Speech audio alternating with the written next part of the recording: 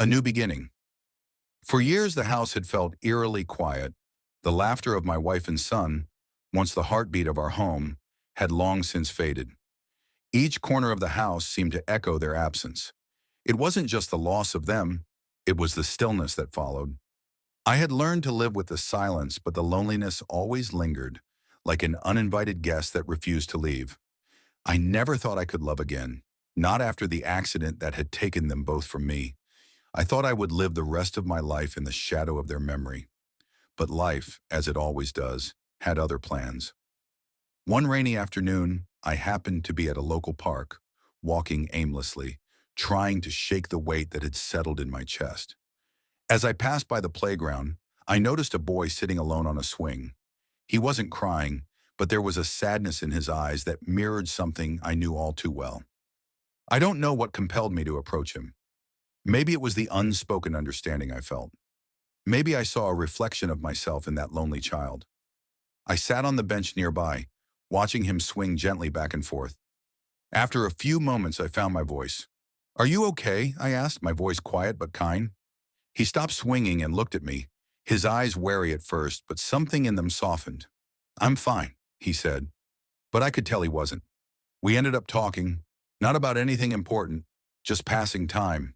He told me his name was Ethan, that he'd just moved to town and he didn't know anyone.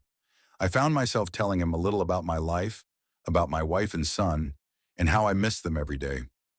The more I spoke, the more I realized how much I longed for connection again. I had spent so many years building walls around my heart, afraid of opening it up to anyone, fearing the pain of loss once more. But that day with Ethan, I felt something I hadn't in a long time, a sense of hope. Weeks passed, and I kept running into Ethan at the park. He had no family here, no one to turn to. Slowly, our bond grew. I began to see him not just as a child, but as someone who needed a father, someone who could fill the empty space that had haunted my life for so long. One evening, as the sun set, painting the sky in hues of orange and pink, I found myself standing in front of him, my heart pounding in my chest. "Ethan," I said, taking a deep breath, "would you like to come live with me? I know we're both going through something, but I think we could help each other. You don't have to be alone anymore." His eyes widened, and for a moment I wasn't sure what he was thinking. Then he nodded, a small tentative smile creeping onto his face. "Yes," he whispered, and I felt the weight of my decision settle around me like a warm embrace. Adopting Ethan wasn't an easy choice, but it was the right one. It wasn't just about giving him a family. It was about giving myself a chance to heal.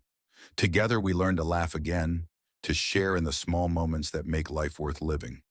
I didn't just adopt a child, I found a new purpose, a new chance at happiness. As time went on, I realized that love doesn't have to be something you find when everything is perfect.